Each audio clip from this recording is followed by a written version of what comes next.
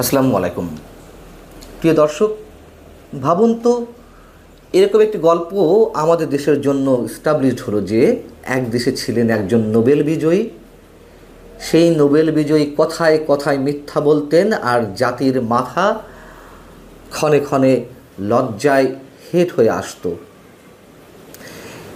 এমনই একটা সম্ভাবনা আমরা খুব দেখছি। আমি বুধবার রাতেই আপনাদেরকে বলছিলাম যে জাপানে বসে বিএনপিকে বুড়ো আঙুল দেখিয়েছেন আমাদের প্রধান উপদেষ্টা ডক্টর মোহাম্মদ ইউনূস। তখন তিনি যখন বিপদে পড়লেন, পদত্যাগের নাটক করলেন, তিনি সব রাজনৈতিক দলের একটি সমর্থন পাওয়ার চেষ্টা করছিলেন, তখন বিএনপি যে প্রস্তাবগুলো দিল, মনে করা হচ্ছিল যে তাদের প্রস্তাব অনুযায়ী ডিসেম্বরের মধ্যে নির্বাচন দেবে, কিন্তু তিনি জাপানে গিয়ে পুনরায় উল্লেখ করলেন জুনের মধ্যে নির্বাচন। বুড়ো আঙুল দেখালেন। বুড়ো আঙুল দেখিয়েছেন, তা তো বেশ ভালো কথা। ওই জাপানে বসেই বৃহস্পতিবার তিনি চরম অসত্য উচ্চারণ করলেন। আমি এখনও অসত্য শব্দটা উচ্চারণ করছি। আমি মিথ্যাচার শব্দটা উচ্চারণ করতে গিয়ে তার ক্ষেত্রে আমি নিজেই কুণ্ঠাবোধ করছি যে এমন একজন ব্যক্তিকে মিথ্যাবাদী বলবো, এই লজ্জা তো আমাদের। বিশ্বাস করুন, আমি এই জন্য তাকে মিথ্যাবাদী বলতে চাচ্ছি না, বা মিথ্যাচার করেছেন এই শব্দটাও উচ্চারণ করতে চাচ্ছি না, যদিও প্রকারান্তরে তিনি তাই করেছেন। তিনি কি বলেছেন? টোকিওতে 30তম নিক্কেই সম্মেলনের একটি অধিবেশনে বক্তব্য দেওয়ার সময় তিনি মন্তব্য করেছেন, বাংলাদেশের সব দল নয়, একটি রাজনৈতিক দল শুধু চলতি বছর ডিসেম্বরে জাতীয় সংসদ নির্বাচন চায়। এর আগে তিনি একইভাবে অসত্য উচ্চারণ করেছেন। নির্বাচনের ক্ষেত্রে তিনি বলেছেন রাজনৈতিক দলগুলো যখন চায় তখন নির্বাচন হবে। আবার কখনো বলেছেন জনগণ যখন চায় তখন নির্বাচন হবে।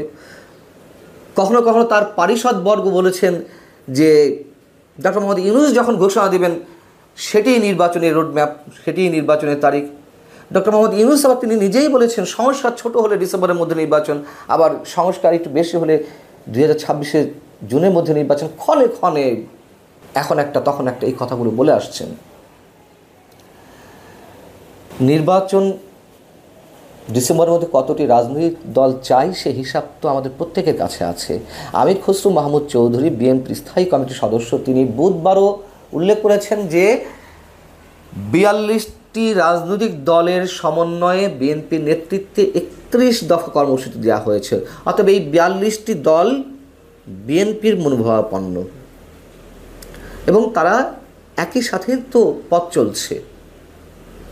এর তো অসংখ্য রেকর্ড রয়েছে যে কারা কখন নির্বাচন চায়। সেই নির্বাচন চাওয়া দলগুলোর মধ্যে ডিসেম্বরের মধ্যে কারা কারা রয়েছে মনে করুন যে আমি যদি গড়ে মুখস্থ করার মতন মানে চোখ বন্ধ করে নামগুলো বলি, যে এলডিপি, বাংলাদেশ জাতীয় দল, বিকল্পধারা বাংলাদেশ, জমিয়ত উলামা, জাগপা, বাংলাদেশ লেবার পার্টি, বাংলাদেশ কল্যাণ পার্টি, ইসলামী ঐক্য জোট, বাংলাদেশ ইসলামিক পার্টি, পিএনপি, নয়া গণতান্ত্রিক পার্টি, এরকম অনেক অনেক দল রয়েছে।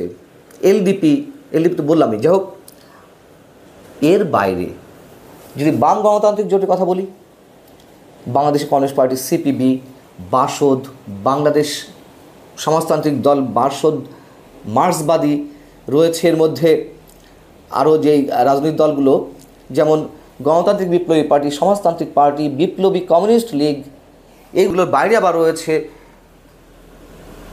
বাংলাদেশ জাসদ, ঐক্য, ন্যাপ, গণফোরামও।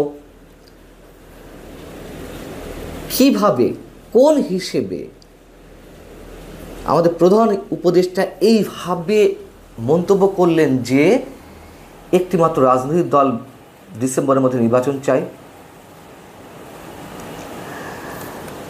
আমরা যদি হিসাব করি 50টার বেশি রাজনৈতিক দল এই মুহূর্তে নির্বাচন চাইছে।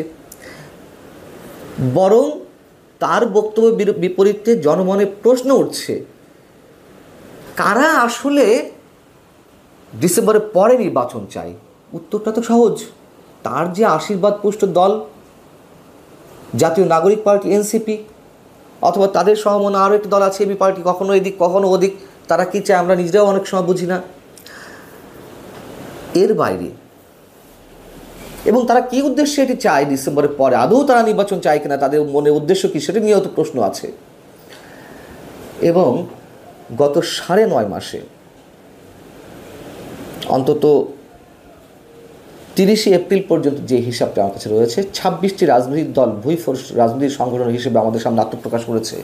এবং এর প্রত্যেকটি যে কিংস পার্টি, প্রত্যেকটি যে ডক্টর মোহাম্মদ ইউনূসের বা সরকারের আলো বাতাস পানিতে কিংবা অর্থ বলে জনবলে হৃষ্টপুষ্ট হওয়ার চেষ্টা করছে, সেগুলো তো আমরা জানি। এবং তখনই অনেকেই বলার চেষ্টা করেছেন, আমি তো একাধিকবার বলেছি, এই পার্টিগুলো একের পর এক ব্যাঙের ছাতার মতন গজিয়ে ওঠার পেছনের উদ্দেশ্য হচ্ছে ডক্টর মোহাম্মদ ইউনূস 5 বছর ক্ষমতায় থাক, এমন একটি দাবি কোনো কোনো জায়গা থেকে উঠল। ডক্টর মোহাম্মদ ইউনূস নিজের মনের খায়েশটিও চাপা রাখতে পারলেন না। তিনি আল জাজিরাতে ইন্টারভিউতে বলে বসলেন নিজে যে জনগণ তো বর্তমান সরকারকে 5 বছর চাই। এবং মন্তব্য করেছিলাম, এই সব রব ওঠানোর জন্য এই রাজনৈতিক দলগুলোর সৃষ্টি, যেন বলতে পারে সংখ্যাতাত্ত্বিক আর জায়গা থেকে, দেখো আমাকে তো অমুক অমুক অমুক দল 5 বছরের জন্য চাই, নির্বাচন না দেওয়ার একটা অভিসন্ধি থেকে। এখন এই মুহূর্তে এসে আমাদের কাছে স্পষ্ট যে এই ডিসেম্বরের নির্বাচন নাকি পরে নির্বাচন, সেইটির ক্ষেত্রেও সম্ভবত এই দলগুলোকে কাজে লাগাতে পারে। হয়তো তিনি দেখানোর চেষ্টা করতে পারেন যে বাংলাদেশে এই মুহূর্তে যে দলগুলো রয়েছে তার মধ্যে এই কটি দল নির্বাচন চায় না, তাহলে আমি কেন নির্বাচন দিব? অলরেডি বলা তো হয়েই গেছে বিএনপির উদ্দেশ্যে যে একটিমাত্র রাজনৈতিক দল নির্বাচন চায় না। কেন তিনি এই কথাটি বললেন? মানে কোনো হিসেব তো নেই। তিনি অর্থনীতিবিদ, একটু অঙ্ক তিনি বোঝেন না তা তো আর না, স্রেফ অসত্য বলেছেন। আমি মিথ্যাচার শব্দটা আবার উচ্চারণ করতে চাই না, কিন্তু আমাদেরকে তো সে ধরনের কথা উচ্চারণ করতেই হবে। গল্পও সৃষ্টি হবে যে এক দেশের এক নোবেল বিজয়ী ছিলেন, তিনি কথায় কথায় মিথ্যা বলতেন।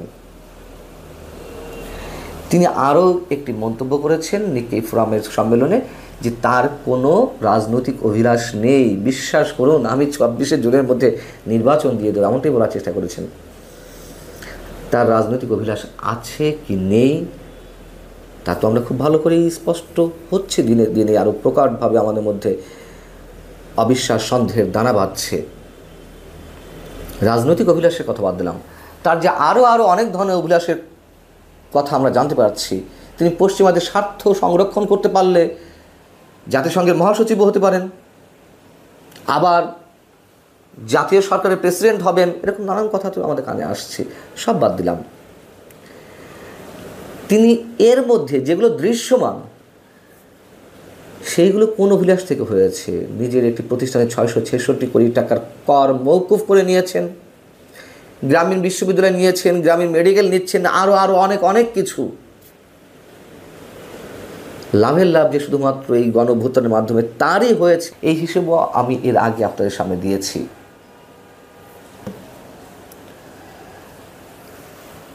ডক্টর মোহাম্মদ ইউনূস তার যে কথাবার্তা আমরা শুনছি, বিশ্বাস করুন আমরা এখনও পর্যন্ত তার প্রতি আমাদের সম্মান হারাতে চাই না। তিনি যেভাবে সমালোচিত হচ্ছেন, আমি নিজেও করছি, বাধ্য হয়ে করতে হচ্ছে।